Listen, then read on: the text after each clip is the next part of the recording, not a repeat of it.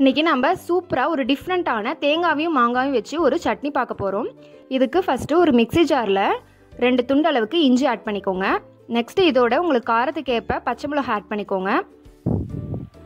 Next இதோட ஒரு கைப்பிடி அளவுக்கு திருகின தேங்காவை இதில் போட்டுக்கலாம். நெக்ஸ்ட்டு இந்த மாதிரி மாங்காவை இந்த மாதிரி குட்டி குட்டி க்யூப்ஸாக கட் பண்ணி வச்சுருக்கேன். அந்த மாங்காவையும் இதோட ஆட் பண்ணிக்கலாம். எந்த மாங்காய் இருந்தாலும் பரவாயில்ல.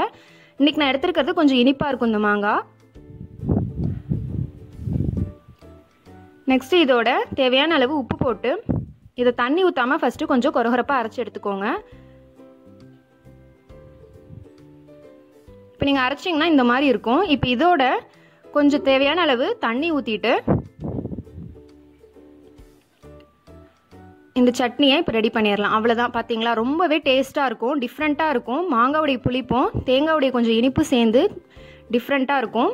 இப்போ தாளிப்புக்கு ஒரு பேனில் 2 ஸ்பூன் அளவுக்கு ஆயில் விட்டுட்டு இதோட கடுகு உளுத்தம்பருப்பு போட்டு பொரிஞ்சதும் நம்ம கறிவேப்பிலை இதோட போட்டுக்கலாம். அடுத்து இதோட காஞ்ச மிளகாவை 2 போட்டு இதை கொஞ்சம் நேரம் வணக்கிட்டு இதை தாளிப்பை எடுத்து நம்ம எடுத்து வச்சுருக்க சட்னியில் ஊற்றி ரெடி பண்ணிடலாம். அவ்வளோதாங்க. ரொம்பவே சிம்பிளாக செஞ்சிடலாம். இந்த சட்னி கொஞ்சம் நான் இன்றைக்கி ரொம்ப தின்னாக அரைச்சிருக்கேன். நீங்கள் கொஞ்சம் திக்காக கொஞ்சம் கொரகரப்பாக அரைச்சிங்கன்னா பணியாரம் குழி பணியாரத்துக்குலாம் ரொம்ப அட்டகாசமாக இருக்கும். இல்லை பச்சடியாக சாதத்துக்கு வச்சு சாப்பிட்டிங்கன்னா இன்னுமே செமையாக இருக்கும்.